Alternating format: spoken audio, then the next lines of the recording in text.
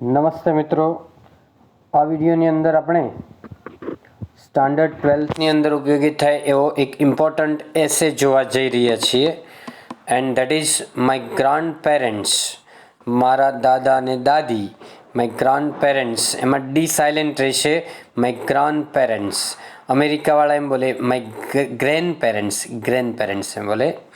તમને મિત્રો પોઈન્ટ્સ આપેલા છે. એસે છે એ 8 માર્ક્સની અંદર પૂછાય છે, બરાબર. એમાં તમે સુવિચાર છે, થોટ, પ્રોવર્બ એટલે કહેવત, પોએમ લાઇન્સ, ડેફિનેશન એટલે વ્યાખ્યા, આવું લખશો તો વધારે માર્ક્સ મળશે. એનો મેં અલગ વિડીયો બનાવેલો છે, એ તમે ખાસ જોઈ લેજો. અત્યારે આપણે માય ગ્રાન્ડ પેરેન્ટ્સ એક જ વિષય લખવાનું છે અને જોવાનું છે, પણ કોઈ પણ એસે પૂછાય એમાં કેવી રીતે લખો એનો એક અલગ વિડીયો છે, એ તમે ખાસ જોજો. તમને 3માંથી એક લખવાનો પૂછાય, 3 આપેલા હોય છે અને પાઠ આધારિત એક તો હોય જ છે, અને આ પણ તમારા ચેપ્ટરને આધારિત છે. પહેલાં એક પોઈન્ટ્સ થોડા આપેલા છે, એ પોઈન્ટ્સ તમે સમજી અને પછી આ રીતે આન્સર લખશો તો તમે ખૂબ સારી રીતે માર્ક્સ મેળવી શકશો. હું તમને પોઈન્ટ્સ પૂરા થઈ પછીથી જો સમજાવું છું કે most of us have fond memories of spending our childhood days with our grand parents. આપણામાંથી મોટા ભાગનાને બાળપણની અંદર જે દાદા અને દાદી સાથે જે સમય પસાર કર્યો હોય એની ખૂબ જ પ્રેમભરી યાદો આપણી સાથે હોય છે. Most of us have fond memories. Fond એટલે પ્રેમાળ યાદો, મેમરીઝ એટલે સ્મૃતિ હોય છે.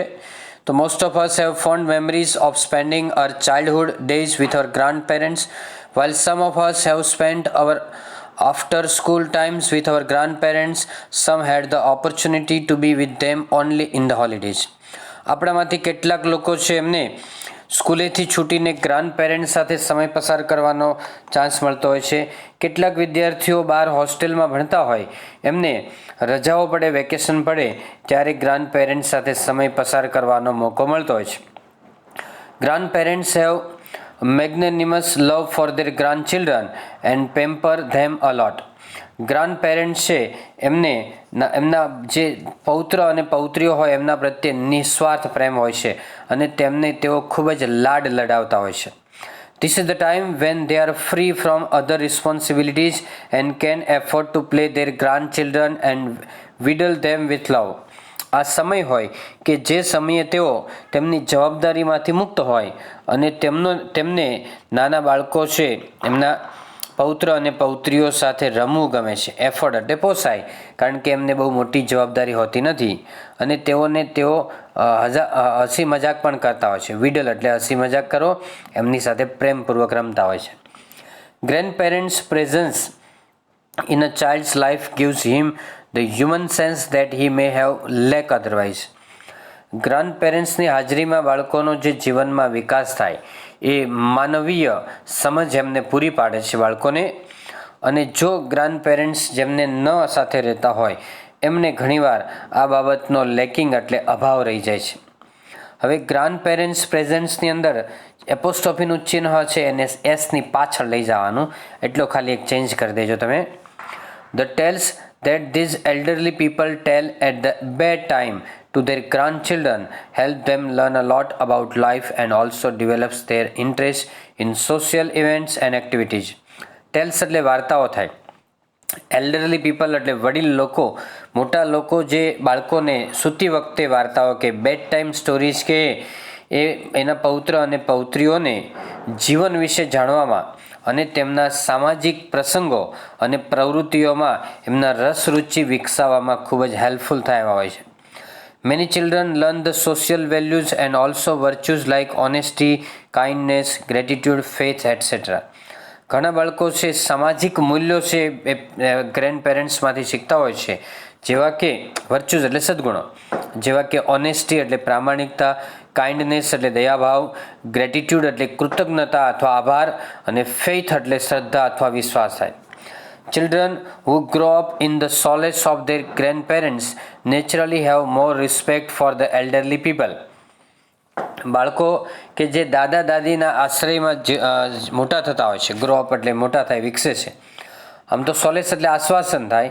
કમ્ફર્ટ ઝોનમાં, દાદા દાદીના કમ્ફર્ટ ઝોનમાં જેનો વિકાસ થાય તેમને વડીલો પ્રત્યે ખૂબ જ માન હોય એ બાબત નેચરલ નોર્મલ છે, સ્વાભાવિક છે. Grandparents, with their kind advice and useful tips, give a direction to their life, and children develop better insight into their lives in future. ગ્રાન્ડપેરેન્ટ્સ છે કે જે બાળકોને સલાહ આપતા હોય, ટિપ્સ આપતા હોય, એ એમને ખૂબ જ ઉપયોગી હોય છે જીવન પ્રત્યેની, અને તેમની ભવિષ્ય પ્રત્યે કોઠાસૂઝ વિકસાવે, ઇન્સાઇટ એટલે કોઠાસૂઝ વિકસાવવામાં મદદરૂપ થાય છે. Grandparents also make up for the time that parents fail to provide to their children due to their busy schedules and pile of responsibilities and duties. ઘણીવાર પેરેન્ટ્સ છે એ બાળકો માટે સમય ન ફાળવી શકતા હોય તો એ ગુમાવેલો સમય છે એ ગ્રેન્ડ પેરેન્ટ્સ આપી અને સરભર કરી લેતા હોય છે. મેકઅપ એટલે સરભર કરી લેતા હોય, કારણ કે પેરેન્ટ્સને ઘણી બધી જવાબદારી હોય, ઘણા બધા બિઝી શેડ્યુલ હોય, એમાંથી એને ઘણી બધી ડ્યુટીઝ છે એ મેન્ટેન કરવાની હોય, તો એ ઘણા બધા કામ કરવાના હોય, એટલે મમ્મી પપ્પા ન જે ટાઈમ ફાળવી શકે એ જગ્યાએ ગ્રાન્ડ પેરેન્ટ્સ ટાઈમ ફાળવી અને સરભર કરી લેતા હોય છે. મેકઅપ એટલે સરભર કરો. Many children are crazy about their grandparents and find them a vital part of their elderly routines. ઘણા બાળકો છે એમના ગ્રેન્ડ પેરેન્ટ્સ સાથે એમ કે એમને ખૂબ જ અગત્યનો સમય પસાર કરવા માટે, રૂટીન એટલે રોજનો ટાઈમ પસાર કરવા માટે ક્રેઝી હોય છે, પાગલ પણ હોય છે દાદા દાદી સાથે ટાઈમ પસાર કરો, રમવું એના માટે. Many children are crazy about their grandparents and find them a vital part of their everyday routines. Children love the recipes of their maternal or paternal grandmothers and express their feelings and get lots of love.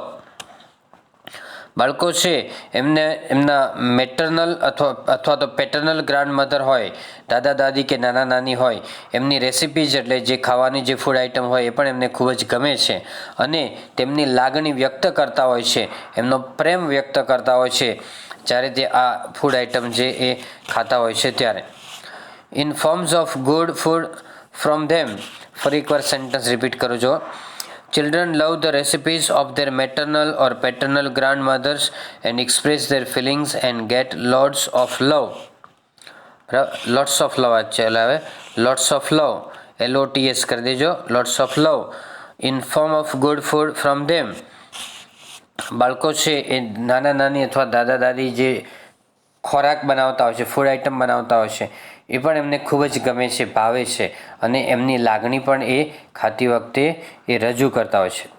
Children bond well with their grandfathers who play indoor games with them and also take them for evening strolls or accompany them to the parks or stadiums where they meet up with friends. બાળકોને bond એટલે બંધન હોય છે. દાદા છે એની સાથે સારું એવું બંધન હોય છે, સારા એવા રિલેશન હોય છે કે જે એમની સાથે ઇન્ડોર ગેમ્સ રમતા હોય, કે જે એને સાંજે એને સાથે ચાલવા માટે જાય, ટહેલવા માટે જાય પાર્ક અથવા સ્ટેડિયમની અંદર, કે જ્યાં આ બાળકો છે એમના મિત્રોને પણ મળી શકતા હોય છે. With nuclear families becoming popular, many children have to stay away from children and can't spend every day or their routine with them. Nuclear families એટલે વિભક્ત કુટુંબ બની રહ્યા છે અત્યારે, એને કારણે ઘણા બાળકો છે એ એમના દાદા દાદી સાથે નથી રહી શકતા, એની સાથે ટાઈમ પસાર નથી કરી શકતા, રૂટીન પસાર નથી કરી શકતા, અને ઘણીવાર એ બાળકો છે એને એ મિસ કરતા હોય છે. Such children wait to see them in a vacations when they get their share of love and care from their grandparents. આવા બાળકો છે વેકેશનમાં દાદા દાદી સાથે ટાઈમ પસાર કરે અને તેમનો પ્રેમ અને કાળજી છે એની સાથે શેર કરતા હોય છે. While the role of grandparents is such indispensable for the children, it is also equally important that they understand the needs and the changing demands of the next generation. જ્યારે ગ્રાન્ડ પેરેન્ટ્સનો રોલ છે આવી બાબતની અંદર ખૂબ જરૂરી હોય છે, અને સાથે સાથે ઇક્વલી ઇમ્પોર્ટન્ટ, આટલું જ મહત્ત્વનું છે કે તેઓ છે એ નેક્સ્ટ જનરેશન છે, આવનારી પેઢીની બદલાતી જરૂરિયાતો છે એ પણ તેઓ સમજી શકે, એ પણ સાથે સાથે જરૂરી છે. Really, the role of grandparents in the life of any child is unique in the overall development of child. ખરેખર ગ્રાન્ડ પેરેન્ટ્સનો રોલ છે જીવનની અંદર, દરેક બાળકની અંદર અજોડ ભાગ ભજવે છે બાળકના સંપૂર્ણ વિકાસ માટે. Okay friends, so that's all. Happy learning, happy sharing. Thank you very much.